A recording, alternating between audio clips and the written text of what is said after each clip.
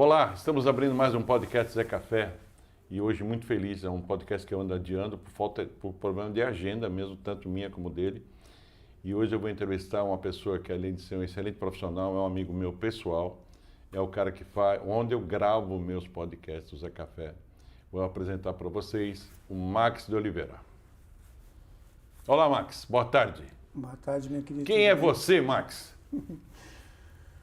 Max de Oliveira, sou produtor audiovisual, já nesse mercado já mais ou menos 30 anos. 30 anos?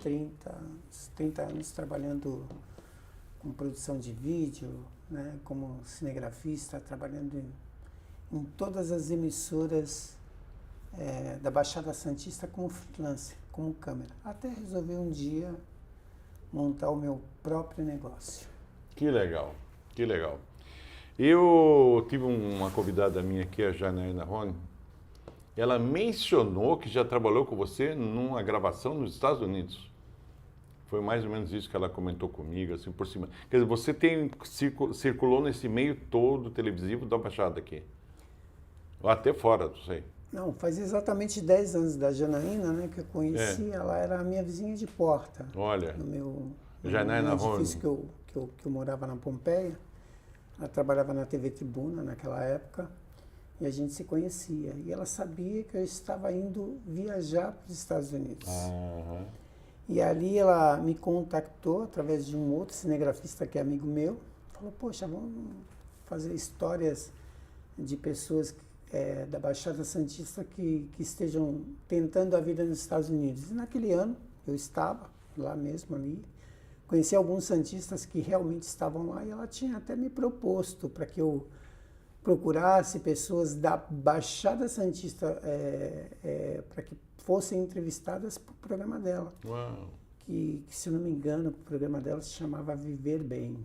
Viver Bem. Isso na Tribuna. Isso na TV Tribuna. 2016. Para quem não sabe, a Tribuna aqui é a Globo, né? É, afiliada à TV afiliada. Globo. Isso, vamos lá. E aí você foi procurar pessoas lá? Aí eu estava recém-chegado nos Estados Unidos, tanto é que eu estava com outro parceiro que era de Goiânia. Eu morava no estado da Geórgia, né? E morava bem perto da capital Atlanta, onde aconteceu as Olimpíadas de 1996. Sim, eu morava numa cidadezinha, que é um condado chamado Marietta. E ali trabalhava segunda a segunda. Né? Aquela vida, né? O sonho americano. O sonho americano. E você descobriu que os Estados Unidos é um país das oportunidades? Sempre foi e sempre será. É, né? Não é ilusão. Os Estados Unidos é bom para quem realmente quer trabalhar, né? Quer conquistar o seu lugar ao sol. Todos os amigos que realmente eu tenho lá, eu tenho familiares nos Estados Unidos, eu tenho sobrinhos americanos. Olha, né? que legal. Tenho 2 sobrinhos americanos. O trabalho compensa lá, de verdade. Compensa tudo, né? Você leva uma vida boa, confortável. Isso quando você está disposto a trabalhar. Exatamente. E lá o salário, seja se você vai com a família, filhos, é um salário igual para todo mundo, né? Que legal. E a gente vive um outro mundo aqui no Brasil. Um mundo completamente diferente, realidade. São opostos totalmente. Bom, esse é o Max, já teve lá um pé nos Estados Unidos, um momento ali com a Janaína, essa coisa toda, que eu tive o prazer de entrevistar aqui, com a Cris Souza junto. Agora vamos entrar um pouquinho aqui no Tela VIP Digital. Eu tenho o prazer de gravar aqui no Tela VIP Digital e o Max vai saber agora, no dia 20 de maio, eu fiz 1 ano de podcast. Eu praticamente estou comemorando hoje. Hoje é 21, né? Ontem eu fiz 1 ano de podcast. Todos os meus podcasts foram gravados aqui. E eu só vim aqui uma vez. Eu não visitei nenhum outro estúdio antes de chegar no Tela VIP Digital. E aqui eu encontrei qualidade, bom atendimento, disposição, agendamento dentro das possibilidades, flexível, consegui cancelar, mudar de data e sempre o Max aqui me ancorou nessas questões. Então eu quero saber um pouquinho como é que nasceu o Tela VIP. Conforme eu tinha te falado, eu trabalhei de cinegrafista aí para praticamente quase todas as afiliadas de TV, seja Band, Record, TV Tribuna, né? Santa Cecília, onde eu desenvolvi alguns projetos lá, trabalhava como diretor de alguns programas. E ali você é praticamente um CLT. E um CLT você não tem garantia de nada, né? De quanto tempo você pode durar num emprego. O contrato faz assim, né?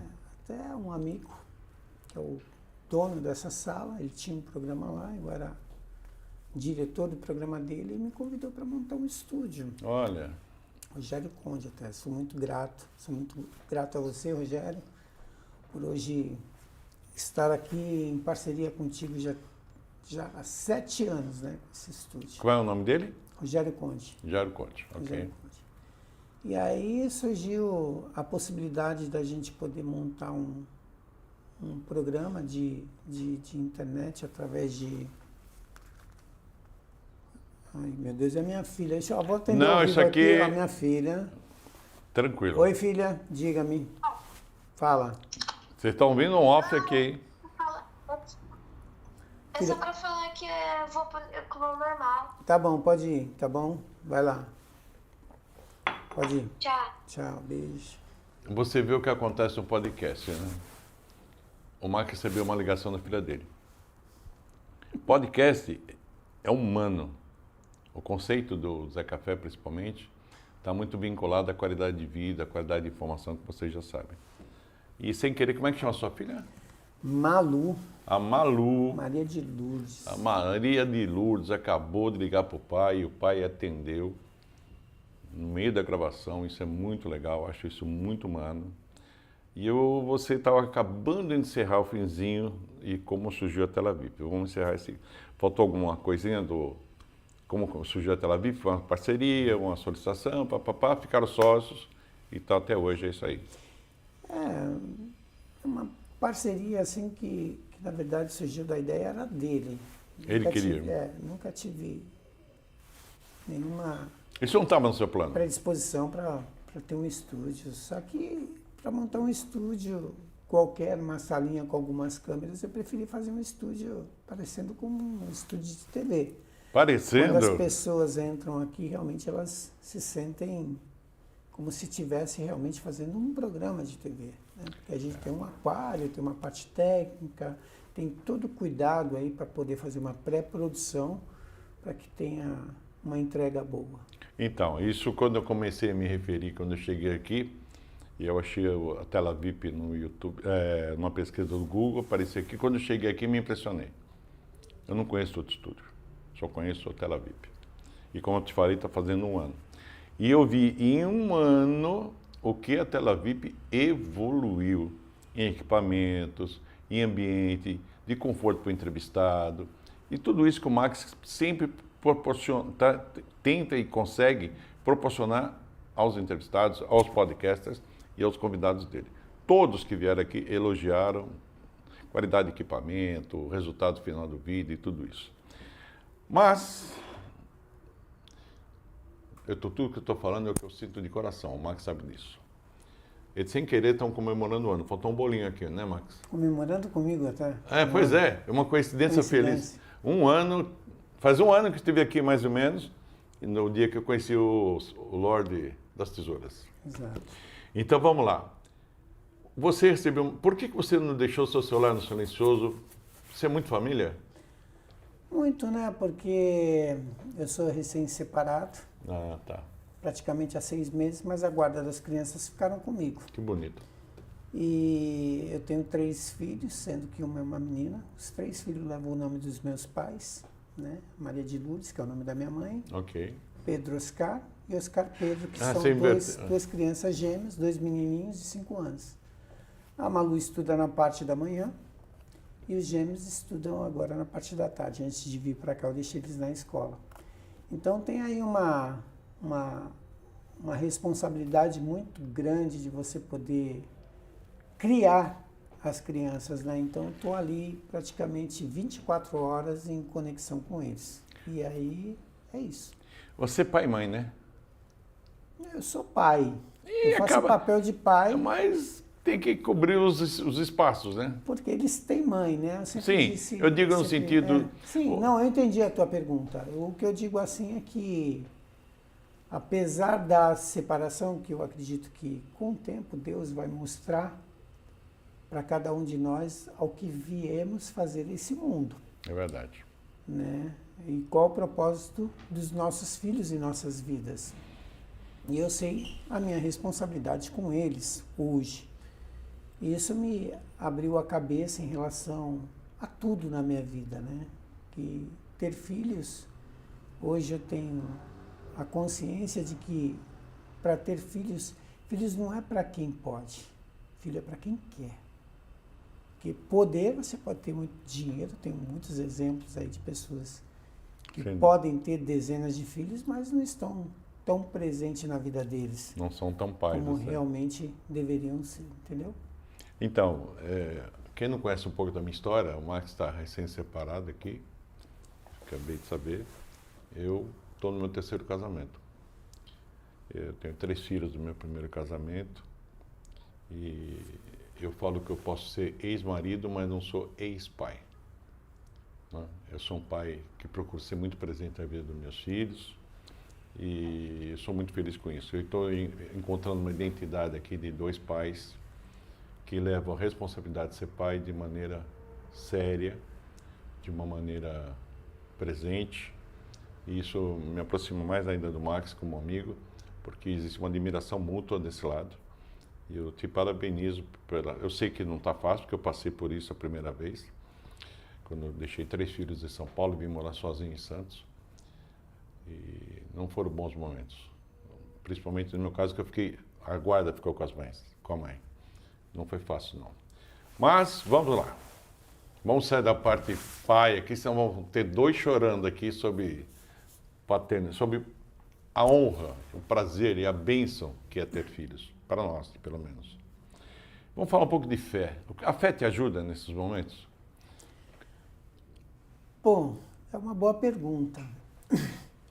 Eu nunca fui uma pessoa religiosa, Uhum, mas fé eu sempre carreguei comigo. uhum. Né? Nunca me defini como Você não tem um rótulo. evangélico, Você não tem um rótulo. espírita, católico, mas sei que qualquer crença que você tem, ela vem para te beneficiar em algo. Recentemente, quando eu me separei, não foi por opção minha, óbvio, mas, como eu disse, o tempo, ele é o senhor da razão, Dizia Vitor Hugo. e que hoje eu enxergo isso melhor, porque você me falou algumas vezes até, né? Você foi uma das pessoas que fez parte da minha rede de apoio, né? Porque é difícil, ainda mais com criança, né? E hoje eu percebo que meus irmãos, meus pais não são vivos. Eu tenho certeza que meus pais fossem vivos, como você é vivo para os seus filhos, se seus filhos tivessem algum problema em relação ao matrimônio deles e precisasse de você ou da mãe deles, com Sem certeza dúvida. estariam ali. Isso Sem é uma dúvida. rede de apoio importantíssima Sem dúvida. na vida. Eu, infelizmente, não tenho isso. Meus irmãos são idosos praticamente, eu sou mais novo. Seu caçulinha? Eu sou o caçula, 55 anos. Então, cada um tem sua vida. Então, a responsabilidade que eu chamei para mim, por exemplo, é uma responsabilidade que é minha. Né? Então, meu dia a dia, eu posso dizer que ele não é fácil, mas é desbravador, ele é gratificante. Né? Eu amadureço a cada dia que eu passo com os meus filhos. A dor te fez crescer. Sim, também, né? Porque não tem momento de dor, porque quando Não. você tem presença de algo, como é que se diz? Algo seu, algo que foi criado, né? Gerado por você. É ali, prazeroso, você não né? está sozinho, nunca Não tá tive isso, sozinho. nunca me senti sozinho. Uhum. Apesar de estar e desbravando o mundo sozinho sempre, né? Mas eu vejo sempre isso como um chamado, algo que é muito particular, que é muito seu, que é um momento que eu sinto e enxergo que eu tinha que viver. Entendeu? Então, assim... São os planos de Deus. Eu vou falar que eu sou um católico em transição, né? E eu tenho lido a Bíblia todos os dias e tal, e eu percebo que são missões que a gente recebe e que a gente às vezes nem entende por que está acontecendo aquilo, mas tudo tem um plano. Como você se colocou, não tem uma religião que você fala, eu sou isso, aquilo, isso é uma opção, mas a fé já mostra que você crê em Deus. Que de que forma ele é para você, não diz respeito. Mas só saber que teus frutos estão ali com você está criando aqueles frutos que vão dar outros frutos, já é uma motivação para viver. Isso eu acho muito bonito. São meus filhos hoje, já todos maiores de idade, todos casados, todos empregados. Você vai chegar nesse ponto onde você vai ver seus filhos se realizarem. E a gente entende todo o processo. Então, e sobre a religião, né, que eu só dei uma volta, que era, na verdade, uma introdução do que eu iria falar sobre a fé, sobre a rede de apoio, porque eu busquei isso durante o meu relacionamento com a minha ex-mulher, de a igreja evangélica, centro espírita, católica, entendeu? Eu tentei isso durante o relacionamento, mas foi frustrado tudo. Mas, e depois que separou, eu vi o quão eu era deficiente em ter pessoas próximas, né, em rede de apoio, porque eu me anulei profissionalmente. Eu tive uma dificuldade para retomar o trabalho por causa da dependência das crianças, né? Porque são crianças que necessitam de você tomar banho, almoçar, trocar de roupa, comer, fazer comida, limpar a casa, tudo isso. Eu já tinha aprendido com a minha mãe, por exemplo, né? Então já tinha uma certa experiência. Deus já estava te preparando. E sempre ajudei em casa em relação a isso. Eu sempre fui independente. Isso é a verdade, sempre fui independente. Eu não preciso de mulher nenhuma na minha vida. Eu vivo bem sozinho, entendeu? A mulher, uma companheira, o que seja, tem que vir para somar no relacionamento. E falando isso sem ressentimento, hein, cara? Não, nem tem. Sinceramente. Mas eu descobri que a igreja, pelo menos a igreja, ela é uma rede de apoio que foi muito importante na minha vida. Que legal. Que eu sabia que meus filhos eles precisariam ter uma orientação espiritual. E eu vou até falar o nome da igreja aqui, que a gente se converteu, eu e minha filha. Fizemos o batismo mês passado na Igreja de Jesus Cristo dos Santos dos Últimos Dias, que é a igreja dos mormons. Sim. Ali eu encontrei pessoas assim maravilhosas de fazer reuniões em casa, dos células missionários que eles virem chamam, em casa, mas não é aquele fanatismo religioso. São Entendo. pessoas que vêm realmente te confortar, realmente te perguntar se está te faltando algo, se está te faltando, sabe, te dar um abraço, te dar um conselho, até mesmo estrutural. É fraternal, Nossa, material e espiritual, E né? meus filhos se adaptaram muito bem à igreja. Que bom. Foi muito bem. Então, porque assim, tipo, e é uma igreja que eu tenho o prazer de frequentar. Que bom, isso é importante. Todo domingo de manhã estou lá com os 3 lá. Legal. E os 3 hoje adaptados, isso é o que me mantém realmente firme e forte para estarem com eles. Então, a gente está caminhando aqui numa conversa pai para pai, contando um pouco da história do Max sobre a questão de paternidade, e a gente acabou entrando um pouco mais no assunto da religião, mas fica claro que a importância da fé é a importância da prática, né? E isso que você falou agora foi muito bonito, você ter encontrado uma rede de apoio dentro de uma igreja, dentro de uma religião.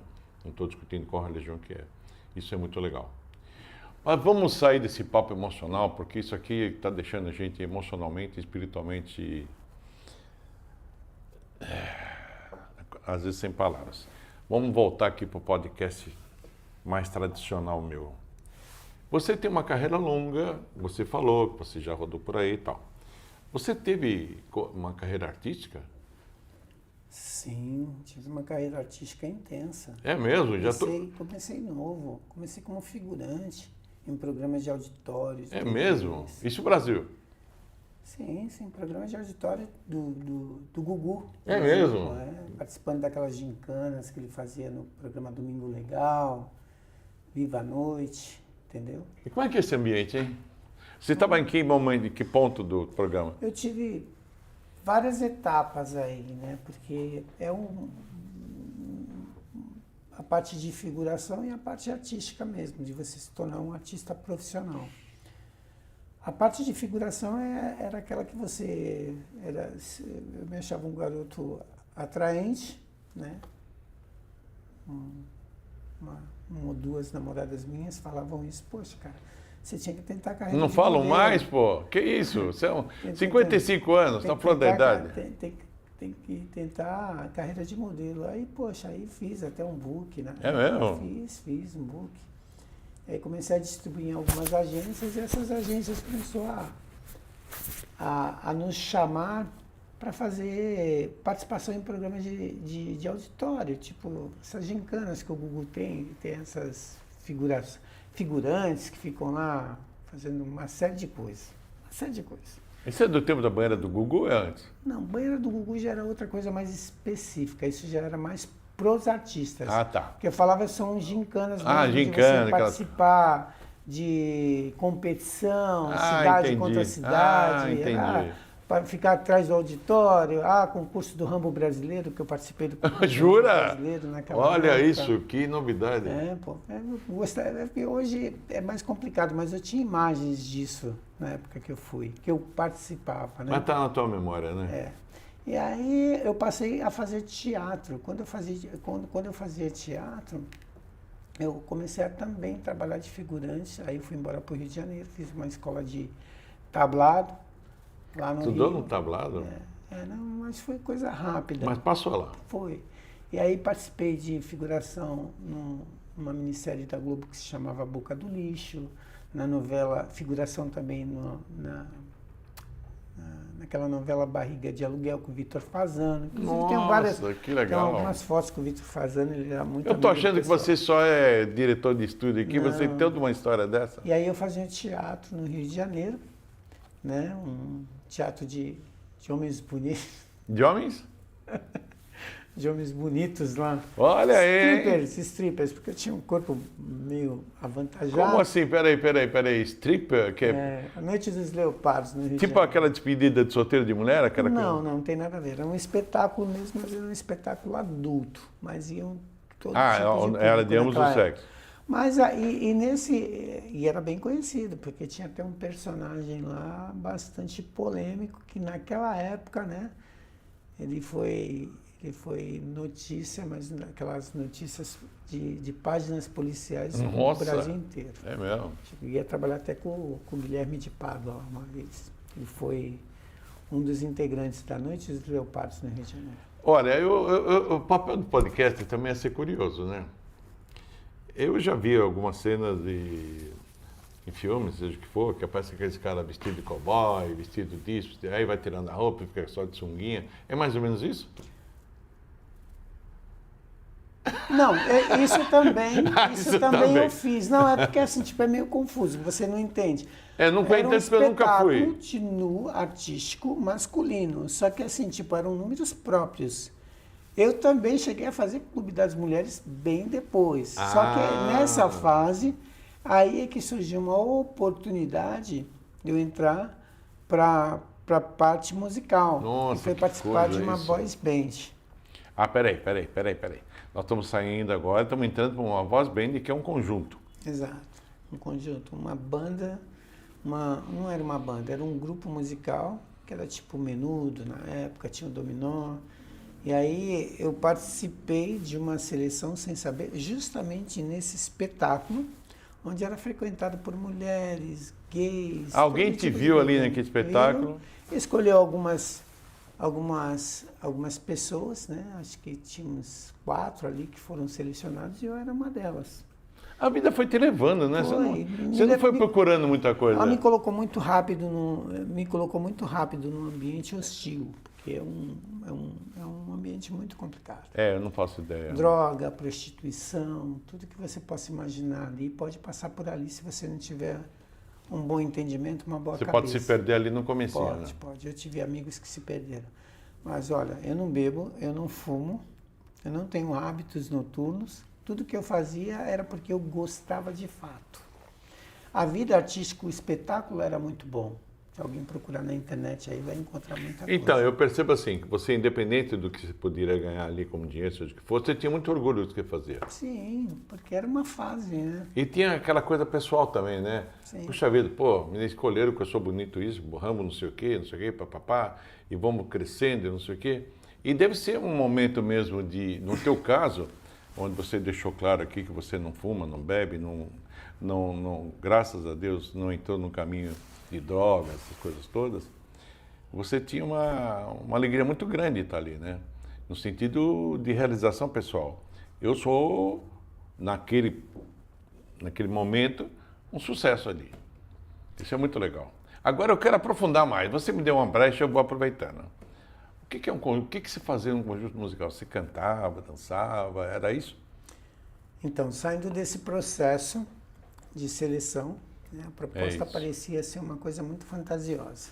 É mesmo? Né? Poxa, da onde foi para onde iríamos, tinha uma distância, né? Porque a formação do grupo, ela saiu do Brasil, mas foi concretizado tudo na Espanha, para a gravação de um disco. Então, podia ser uma proposta ilusória, né? Um tráfico de humanos, prostituição. Você tinha esse risco nesse meio, né? Tinha, mas não tinha medo, não. Tanto é que eu fui uma das pessoas escolhidas que mais estava entusiasmada com a questão. Você tinha que idade, mais ou menos? 20. Com 20 anos, você encarou aquilo como uma oportunidade e não como medo? Sim. Não, assim, tipo, eu conheci muita gente importante. Tanto é que eu tinha uma pessoa que eu conhecia na época, que ela era bastante famosa até. Não me deixa curioso, pô. Não precisa falar. Poxa, a gente flertava, era... Assim, não foi namorada, mas foi só uma ficante. Um frisson. Edna Velho. Já ouviu falar na Já. Edna Velho? Tem uma foto com ela de comemoração quando eu completei 20 anos. Foi uma pessoa que me deu força, né, para poder ir nesse projeto. Falei, poxa, cara, da onde você está, para onde você vai, pelo que você está me contando, vai ser uma coisa muito bacana. E ela se apresentava numa peça de teatro, que foi aí que eu me inspirei até no teatro, que era O Analista de Bagé. Já ouviu falar? Já. Virou até livro, eu acho. Cunha. É baseado num livro, eu acho. Fui várias vezes no espetáculo que ela estrelava junto com ele. Uma mulher muito... Hoje ela foi mulher do Romário, a Edna Velho. Não sei se ela é atualmente. Minha cabeça está processando aqui toda essa história aí. Coloca lá, pesquisa. Depois eu vou no Google quando acabar o podcast. Mas eu me lembro da Edna Velho. Com ela, né? Até ela já foi garota do Fantástico, garota Playboy. Ela ia várias vezes ver o espetáculo lá comigo. Entendi. Olha, assim, chegamos num ponto assim que agora, de repente, eu estava em São Paulo, estou aqui em Santos, de repente nós fomos para o Rio, de repente voltamos para São Paulo e agora nós estamos na Espanha. Já um conjunto. Você até então, com tantas informações cruzadas, boas da Edna Velho, nem tão boas de outros lugares, cuidado para onde você vai, isso aqui. Você mesmo citou os riscos, podiam estar envolvidos. E o que deu no final? Deu bom? Então, o grupo ele teve algumas trocas, né, de formações. Né? Então, ele foi para a Espanha. Ele foi escolhido de uma forma, né, eram 4 pessoas ali, que essas 4 primeiras que foram escolhidas não foram as 4 que embarcaram. Isso ainda no Brasil? No processo ainda foi trocado antes de embarcar para a Espanha, porque essa proposta ela veio, eu recebi ela em outubro. Em fevereiro do ano seguinte, de 91, eu estava embarcando para a Espanha. Pela primeira vez eu estava saindo do país. E aí, os primeiros 4 que foram escolhidos, 2 já foram descartados. Então, deixa eu voltar essa fita um pouquinho. 4 pessoas aqui no Brasil receberam notícias, vocês estão dentro. Sim. No pré-embarque, praticamente, 2 foram trocados. Não, durante o processo de seleção, ainda no Brasil. De entrevista, de ver a intenção de cada pessoa ali. Entendi. elas foram descartadas e entraram outros 2. Quer dizer, tinha uma fila de gente para entrar nesse projeto. Sim, tinha. E toda a faixa na época, 20 anos, 18 anos. Isso, essa faixa aí. E a ideia do projeto era ter 4 garotos tipo Apolos, porque o nome do grupo era Apolos. Apolos. Pessoas que tivessem os corpos esculturais, que dançassem, cantassem. A proposta era fazer tipo um grupo americano que chamava Chippendales. Colocar o que é Chippendales, você vai ver o que é. É um Todos grupo para de- nós. Chippendales é um grupo de strippers americano que ainda faz muito sucesso. Muita na gente vai América. pesquisar muito no Google Chippendales. essa conversa de hoje. Chippendales. Eles fazem muito sucesso na América e fazem shows no mundo inteiro. Só que eles são bastante teatrais. Que era a intenção do que era a intenção do empresário, de fazer o que ele tinha visto no teatro. Que era o que eu fazia, que eu gostava, Sim. que eram strippers, pessoas bonitas, esculturais, e o público se deleitava com isso, entendeu? Delirava com a gente, entendeu? Eram 16 homens ali, todos Nossa Senhora. esculturais, preparados, fazendo stripper, ficavam nus, completamente nus. E iriam e era frequentado por muitos atores e atrizes da Globo na época. Como é que era o assédio nessa época? Eu não sofria tanto assédio, não. Tua modéstia está te impedindo de... Não, assim, tipo, eu não sofria tanto assédio, como eu te falei, foi uma coisa muito rápida na minha vida. Isso tudo nós estamos no Brasil ainda. Foi só o ano que eu me lembro, foi só o ano de 91 que eu vivi essa experiência, né? Foram 6 ou 7 meses só. Os Apolos. Não, Ah. do grupo de strippers. Ah, tá. Até aí entra para os Apolos. Os Apolos Tá. foram 2 anos. Tá, então tá lá. Encerramos o Brasil, Sim, passou todas as seleções e os 4 escolhidos foram para a Espanha. exato. E você está lá entre os 4. E o que se fez na Espanha? Aí a proposta era ensaiar o grupo. A proposta original era uma, mas no que foi predefinido por uma companhia discográfica foi outra, porque aí se transformamos em uma boys band. Não poderia ser um grupo de stripper, não poderia ser nada daquilo. Mas a gente teria que mostrar um pouco da nossa aparência física. Quer dizer, o Tanto é boy que band descobriram, né? é um menudo de sunga.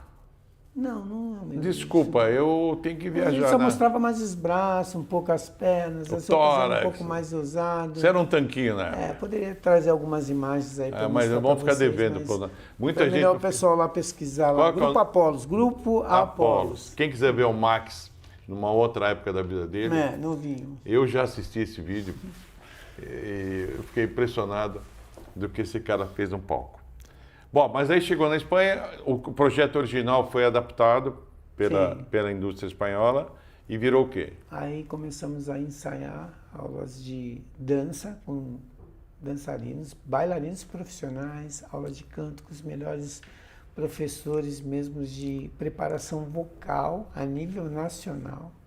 Se você for ver o nome das pessoas que estavam... Você cantava em concorrendo, espanhol, Cantávamos em 4 idiomas. Espanhol, sem playback. português, italiano e inglês. Sem playback. Não, era playback. Não era. Era playback. Ah, tinha que Naquele ajudar. tempo, na Playback época, faz quando a parte gente do mundo cantava artístico. assim, tipo, tinha que ter um acontecimento maior pra gente. A gente Grandes veio a ter est- apresentações com banda. E aí, continuando essa parte... Tô mesmo, né, que a adorando gente- isso. Que a gente foi com uma formação e aí teve uma troca de novo de 2 componentes na Espanha. Lá na Espanha trocaram 2. Foram na Espanha no meio de uma turnê que a gente estava fazendo por todo o país. A gente fez uma turnê, cara. Olha Em cada isso. cidade importante da Espanha a gente estava lá. Eu estou achando ter entrevistando o sócio proprietário aqui e estou entrevistando um artista internacional. Olha como as coisas mudam. Vamos E lá. era uma rádio, e era pela uma rádio a mais importante do país, que era a Cadena 40 Principales. Coloca lá que você vai ver. E a gente tinha aí um apoio incondicional da nossa gravadora, que na época era importante, que era EMI, né? EMI. Uma gravadora dos maiores artistas londrinos, né? Ingleses. Olha, Max, você está falando essa coisa, eu sempre gosto de entender um pouco. É evidente, quando vocês estavam numa apresentação, vocês estavam não era um show completo, no sentido de ter mais artistas, imagino que era um programa, Sim. né? Você cruzou com artistas famosos também. O nosso produtor musical e diretor, manager e empresário, ele fez descoberta de outros artistas importantes. Teve até um grupo de artistas também, uma outra boys band de abanicos, né, que se chamava Locomia, que foi criação dele. Inclusive Locomia. tem até um curta um filme, né, que conta a vida, que é a vida do Locomia, mas é a vida do empresário, como ele descobriu e como foram os problemas, o cotidiano, de que é uma tour, aqueles problemas que tem contratual com os artistas, ele contou a história dele ali. É engraçado, eu não sei se eu entendi, vocês estavam desbravando uma coisa nova. Sim. Porque na época que você falou Menudo, eu lembrei das meninas também, Ragatanga, lá que eu esqueci o nome delas agora. Existiram outras tentativas. Rouge. O Gugu sempre tentou montar essas boy bands que vocês chamam, né? Teve Menudo, não teve só Menudos, teve uma. Teve Dominó, teve Dominó. Tremendo, teve... Agora, quem de verdade, Polegar. você não entrou por aí, você foi escolhido ali no meio de uma apresentação, de um show lá que vocês faziam, para passar por um processo de seleção e ir para a Espanha. Então você não... Isso foi antes ou depois dos Menudos? Não, foi depois Menudo. Então já existia A aquele... época do Menudo ali era de auge deles no Brasil, 85, O Menudo 86. fez carreira internacional? Fez, poxa. Tanto é que carreira internacional brasileira. Fizeram muito sucesso aqui, muito sucesso. Eu me lembro do nos Estados Morumbi Unidos, lotado com eles. América Latina. É verdade, inteira. mas nem são brasileiros, desculpa. São Dominó é porto-riquenhos. brasileira. Dominó é Eu brasileiro. trabalhei com o Rick Martin, cara, um dos Menudos. Henrique Martin. Ele era um dos Menudos, é verdade. Trabalhei com o Rick Martin. Eu me lembro. Conheci o Rob Rosa. O Rob Rosa eu conheci. Isso em Miami. Já uma outra etapa da minha vida. Eu me lembro uma passagem da minha vida que eu estava, infelizmente, uma sobrinha no Einstein, e o Einstein dá para ver o Morumbi, da janela da que a gente estava. E estava tendo um show do Menudo. Lotado. E aí eu falei, puxa, que coisa, como a vida da gente é dividida, né? Lá embaixo tem um monte de gente feliz lá cantando, se divertindo, e a gente aqui preocupado com a saúde de uma recém-nascida. A vida é assim mesmo. Mas agora sim, caiu todas as minhas fichas aqui, quem era Menudo, quem era Dominó, quem era Rouge, tudo isso. Minha filha me fez vir a Santos assistir um show da Rouge, que era Ragatanga, que era a música que ficou mais conhecida, né? Sim. Minha filha sabia de cor salteado, eu não entendia uma palavra do que elas falavam. Mas eu vim como pai, fiel, minha filha queria, e eu fui buscar em São Paulo, eu vim morar em Santos quando me separei.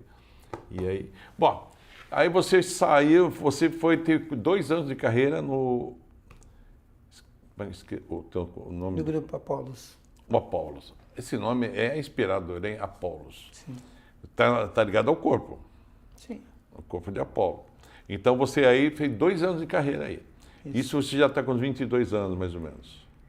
Oi? 22 anos, mais ou menos aí. Eu tinha 22 anos quando o grupo encerrou. Viu? Estou seguindo a linha do teu raciocínio. E aí você falou, chega de carreira artística? Não. Tão jovem. Mas teve um processo ainda lá na Espanha durante esse grupo, né? Que no meio de uma turnê foram trocados mais 2 componentes. Isso, você estava falando isso. E dos componentes eu indiquei, né? Que era da minha cidade, que é o pai até do menino que trabalha comigo aqui, Gustavo. Lembrei dele, aí o empresário veio a Santos conhecê-lo. Lá da Espanha veio aqui. Veio aqui em Santos. Tua indicação veio em tinha Santos e peso, foi hein? No Rio de Janeiro, sim, porque a gente era próximo. Depois que acabou o grupo, ainda trabalhei com ele algum tempo. Meu sobrinho foi chofer dele. Depois trabalhei com ele na Nossa, Espanha, Marcos, nos nossa, Estados Unidos. Tive uma que amizade estrada com ele. tortuosa. Eu tenho 55 anos e vivi bastante coisa. Não, mas eu estou intensa, impressionado. Não, nós vamos chegar até no último evento que eu vi o Max no Instagram, com quem que ele está abraçado. Nós vamos chegar lá. Com 2 personalidades muito conhecidas aqui no Brasil. Você foi numa feira lá, depois a gente vai falar disso. Bom, você acabou os Apolos. E aí o que aconteceu? Você indicou Não, depois de ter Acabou o Apolo. acabado os Apolos, o que fazer, ou eu voltava para fazer as mesmas coisas, ou eu trabalharia alguma coisa fora do país. Já tinha uma Porque network lá, né? Já tinha uma rede, tinha amigos, né, conhecia pessoas, inclusive o empresário do meu grupo ele me convidou e fui trabalhar de chofer para uma família muito rica na Espanha.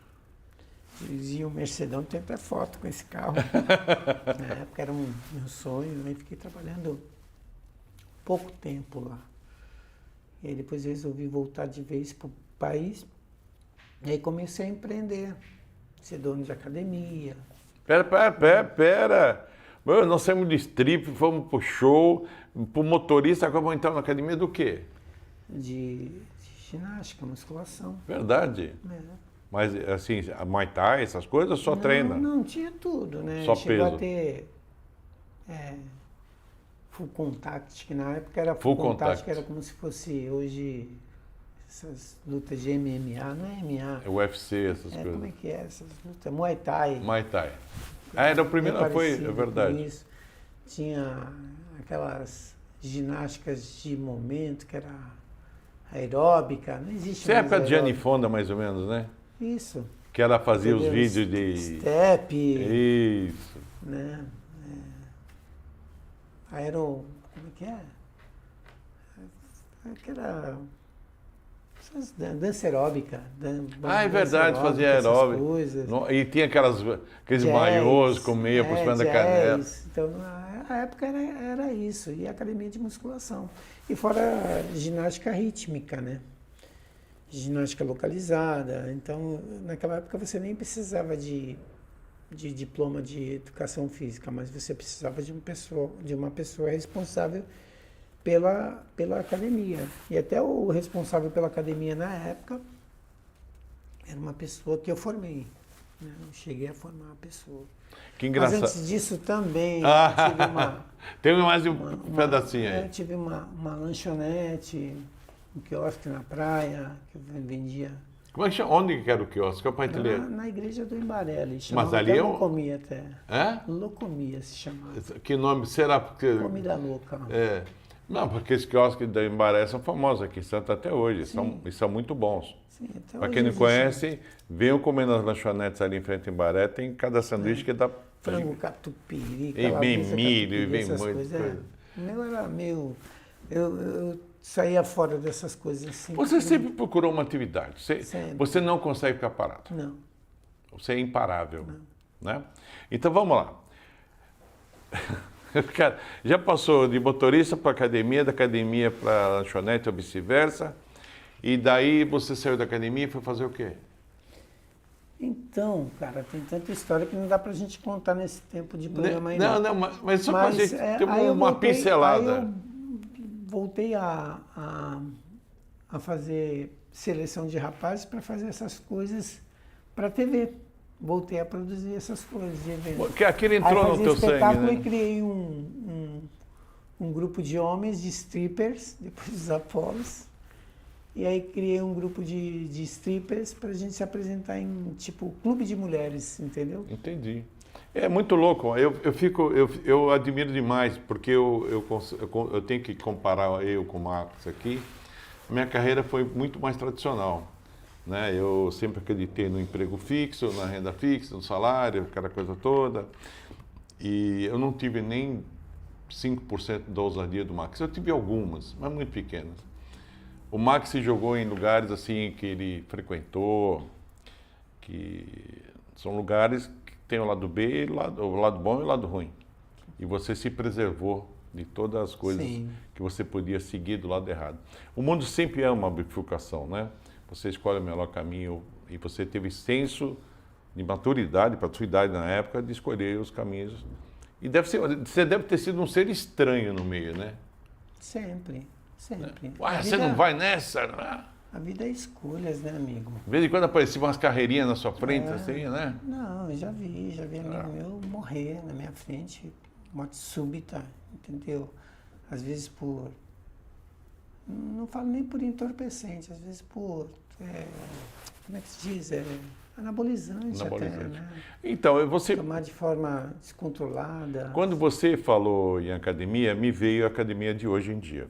Na sua época não existia whey protein, não existia creatina, ninguém se falava nessas coisas. Existia. Já existia? Já existia o pós-treino e Sim, tal, creatina, os Red Bull da vida, arginina, pré-treino. tudo isso aqui hoje Mas tá mais também popularizado. existe até hoje os anabolizantes do mal. Anabolizante é tudo que faz crescer. Mas existia também os esteroides. Sim, E muita gente entrou por aí. sim. E buscando o quê? Perfeição do corpo. Mas a perfeição, cara. Você Então, nunca tomou nada, você teve um corpo que você não, descreveu. já tomei, sim. Já. Autoafirmação. Naquela época lá você vai de embalo. Mas pagou uma conta, né? Oi? Pagou uma conta, né? Então, mas assim, depende da quantidade. E a também, frequência, né? né? Assim, tipo, eu tive pessoas, amigos meus, que sem experiência nenhuma me aplicavam. E assim, tipo, você não podia tomar numa farmácia isso. Isso é uma Não. contraindicação. Mas essa não é nenhuma questão. O que eu digo assim, tipo, o que você está se referindo aí, ela é bem diferente do mundo atual. Hoje para você tomar para você ser um atleta de alta performance, você tem acompanhamento médico. Ah, sim. Essas pessoas, por exemplo, esses campeões mundiais aí, eles Não. tomam muito. Eu tenho amigos meus que têm acompanhamento médico porque é falta de, como é que se diz, hormônio no corpo. Você precisa trabalhar bem isso aí, porque você depois dos 40 anos, você Não. começa a ter perda de massa muscular. Não, entendeu? eu sei disso. Eu sei bem mais que você até. Então, porque eu vivo isso. Eu tenho que treinar até hoje. Eu sou uma pessoa que, por exemplo, eu vou e volto. Hoje eu não tenho a mesma disposição que eu tinha 10 anos atrás. Mas você ainda Mas eu tá- tenho conhecimento de como fazer uma dieta, né? Como você fazer o exercício. Sei que você precisa ter uma orientação mais profissional isso. Mudou muito, né, a forma de você poder trabalhar isso, né? Porque foram descobertas outras maneiras. Até de os você equipamentos poder mudaram, Sim, né? Muita sim. coisa boa. Existiu até uma época da ginástica passiva. A pessoa deitava num equipamento fazia abdominal. Existiu isso uma época. Eu me lembro disso, que eu me lembro dos comerciais, eu nunca vi isso. Mas eu frequento a academia e eu vejo que durante a pandemia, antes da pandemia, muitos caras eram fortes, troncudos, parrudos mesmo. 2 anos na academia fechada, quando os caras voltavam, estava tudo franguinho. Pararam de tomar esteroides, essas coisas. Eu estou para entrevistar um cardiologista aqui para falar sobre isso, sobre o risco que você testemunhou Sim. de usar isso de uma maneira... A causa arritmia, né? Tem cara que toma hormônio de cavalo, se eu não estou errado nisso. Equipoisa, né? Hã? Na minha época era equipoise. Equipose. Era amarga? Era. Bom, não vamos chegar tão perto disso, porque isso... Equi de equíneo. De equíneos. Mas assim, agora vamos chegando já, meio que caminhando para o fim, mas eu quero lembrar, é que o Max, de verdade, na modéstia dele, ele não quis mostrar muita coisa. Mas eu vou entregar ele aqui. Você chegou a ganhar um disco de... Disco de ouro. Isso está lá na história dos Apolos. Eu tenho ele até... Então, eu estou entrevistando um cara que tem um disco de ouro, de venda de discos. Isso. Disco de ouro equivale a quantos discos vendidos? Isso depende do país, né? Sim, Hoje no Brasil, um disco de ouro, você precisa ter pelo menos 50 mil Mas cópias. proporcionalmente é a mesma coisa. Na Espanha era 50 mil cópias. O disco a gente recebeu no Brasil pelas mãos do Gugu. O teu disco de ouro foi entregue no Gugu? No Gugu. A gente foi disco de ouro na Espanha. Bom, eu vou abusar da nossa liberdade. Dá dinheiro isso? Tá. Ou fama só? No meu caso, foi fama na Espanha, né? Assim, tipo, porque você foi um... Você subiu o grupo teu padrão de formação. vida lá? Sim, óbvio. Você sai do Brasil numa condição e vai para um exterior é outra. É. Eu tive tudo pago praticamente, né? Vivi em hotel. Você ficou em hotel o tempo todo? Viajava a Espanha toda naquela época, entendeu? E a gente ganhava um salário, não era Posso dizer que seria um bom salário, equivalente a 20 mil reais por mês. Ótimo salário. Considerando, se for comparar com o Brasil, pô. O equivalente, hoje seria, sei lá em quantos euros seria isso. Na época não tinha euro ainda. A gente ganhava mais ou menos aí uns 5 mil dólares por mês. Uau. Bom, Há pouco tempo você frequentou uma feira aqui em São Paulo. Como é que chamava a feira? Arnold's Classic. Ah, então. Você deve lembrar que eu entrevistei aqui um campeão mundial de powerlifting, o Marcos Alvino. Sim. E ele foi num dos eventos do Schwarzenegger e ganhou o título mundial. Ele já tinha ganhado 2 paulistas, um brasileiro, e ganhou o mundial no evento do Schwarzenegger de fazer aquele movimento de bíceps. Ele foi, sentou aí, não nessa cadeira tão bonita que você está hoje, que você trocou as cadeiras do podcast, ficaram muito bonitas. E ele ganhou esse título do Schwarzenegger. Na época, não sei se o Schwarzenegger veio ao Brasil, não é sempre que ele vem para o Brasil. Mas você eu vi você abraçado com o Schwarzenegger, certo? Não, você não me viu com o Schwarzenegger. Quem era aquele? Quem estava com você? Era o Schwarzenegger, Então, mas não era o Schwarzenegger. era um Ele não clone. estava, não. Peraí, ele tem um clone para isso? Não, aquilo lá era a inteligência artificial. Você fez uma IA sacana? Sim, só daquela foto. Da Grace não. Da Da Graciane Grace, não. não, os outros eram tudo de lá. Peraí. Olha, acabamos de entregar aqui o que nós estamos vivendo hoje em dia. Imagina a IA na época que o Max estava lá nas carreiras dele. Quer dizer, aquela foto do Schwarzenegger é uma IA? Ele não estava naquele evento, ele estava num outro evento em outro país. Entendeu? Tanto Esse ele cara é tá um mais ex- novo ali. Esse é um exemplo de vida, o Schwarzenegger, né? Sim. Esse cara não perdeu a humildade dele. Eu não conheço pessoalmente. Não, mas a conheço história, eu já ouvi a história dele. Foi governador, foi um monte de coisa. Nem é americano, né? Ele é austríaco. Bom, então já desfeita aqui a foto que eu vi, mas não deixa de ser legal estar no evento, mas eu acho que ele fez uma compensação muito melhor. Ele saiu abraçado com a Graciane. Eu preferia ter saído abraçado com o Schwarzenegger. Ele é mais bonito. Eu não posso fazer esse tipo de comentário aqui, cara. Verdade. Verdade. Em off a gente conversa, tá? Então assim, Max, eu te conheço, a gente conversa, mas no tempo de chegar aqui para gravar é 15 minutos para preparar tudo, corre para cá, corre para lá, senta convidado, essa coisa. A gente nunca teve esse tempo para se aprofundar um pouco nisso, e hoje o Max me deu essa honra de cutucar um pouco, revirar um pouco o seu álbum de fotografias profissionais.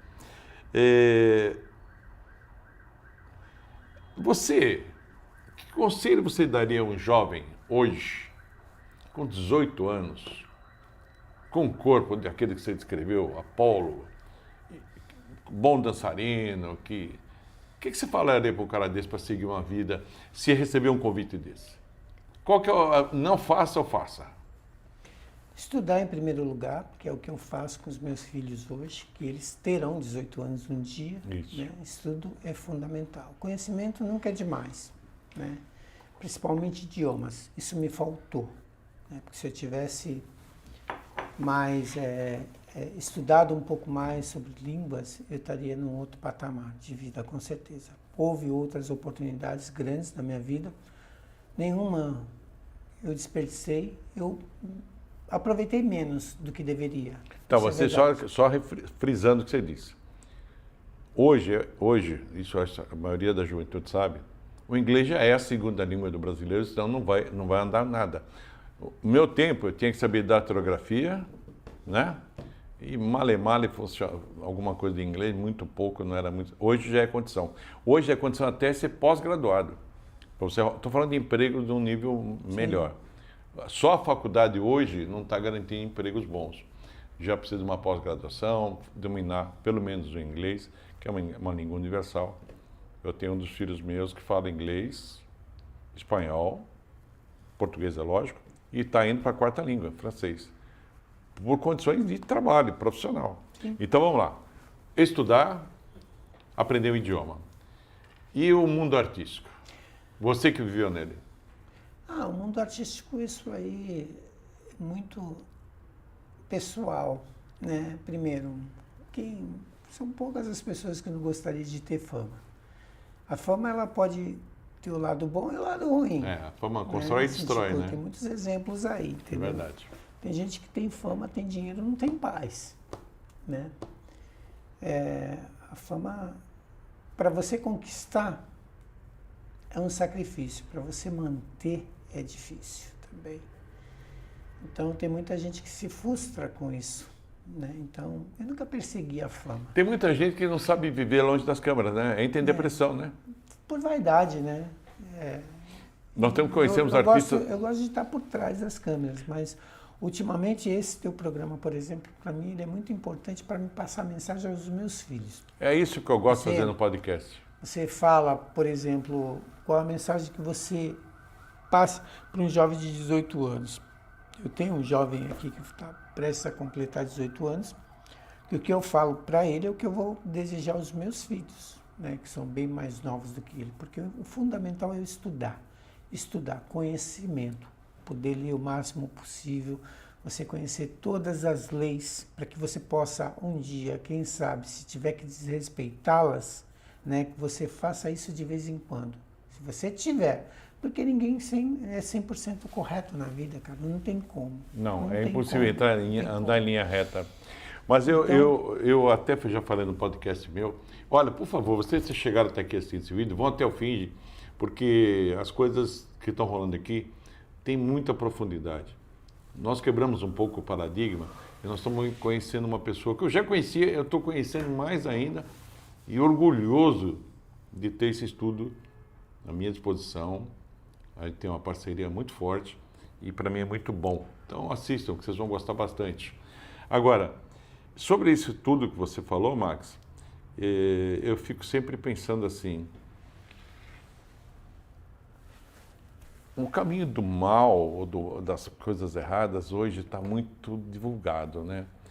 As pessoas estão querendo ganhar dinheiro a qualquer custo. Nós estamos falando de corrupção, estamos falando de assalto, estamos falando de violência, essa coisa toda. O caminho reto é o mais difícil. Outra coisa, ficar famoso, eu acho que isso te protegeu, é que você é modesto. Você nunca deixou a tua modéstia de lado. Quando você falou para mim agora, eu prefiro o backstage, né? Eu prefiro ficar na produção. Isso é uma coisa sua, porque eu já vi muitos artistas,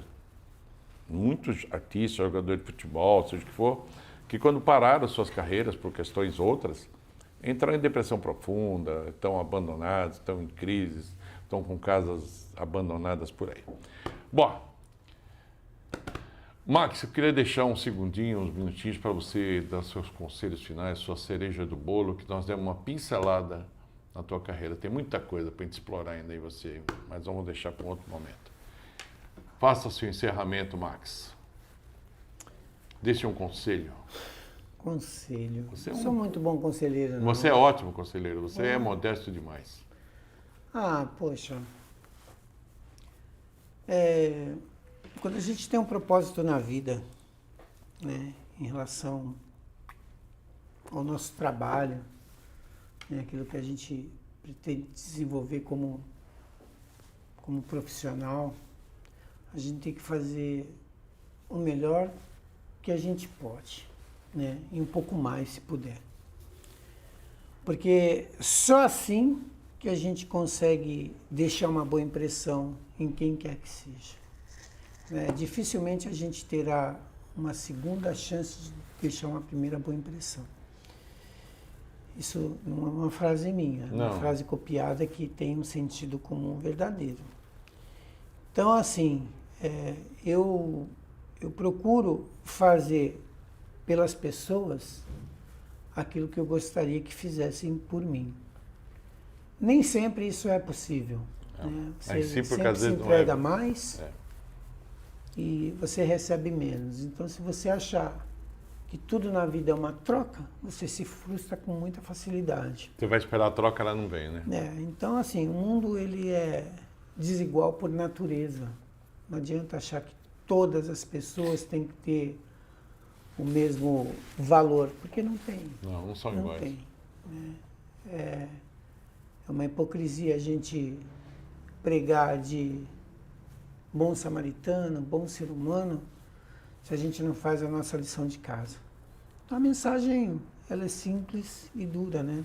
É isso aí. Faça por você aquilo que você realmente acredita tem fé nisso, né? Que acreditando em Deus, eu acredito que as coisas para mim têm mudado bastante depois que realmente eu tomei esse caminho, que com fé a gente chega aos nossos objetivos, aos nossos propósitos, pelo menos na satisfação.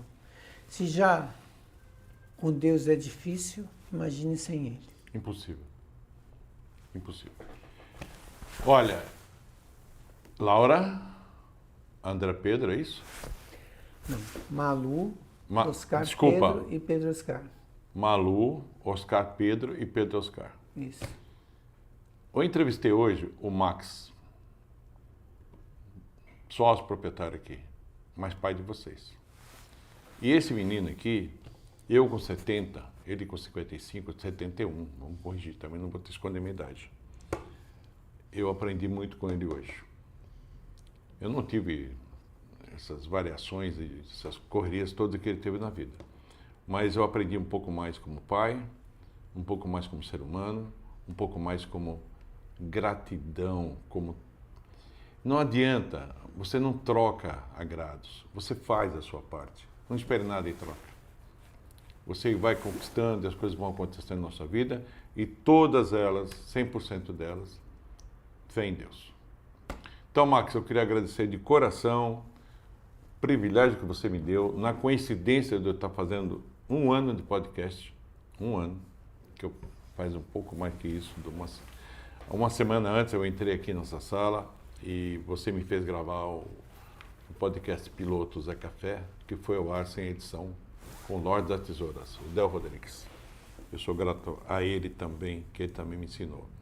E a você, Max, por todo esse carinho, toda essa qualidade que você entrega. Esse cara é tão discreto.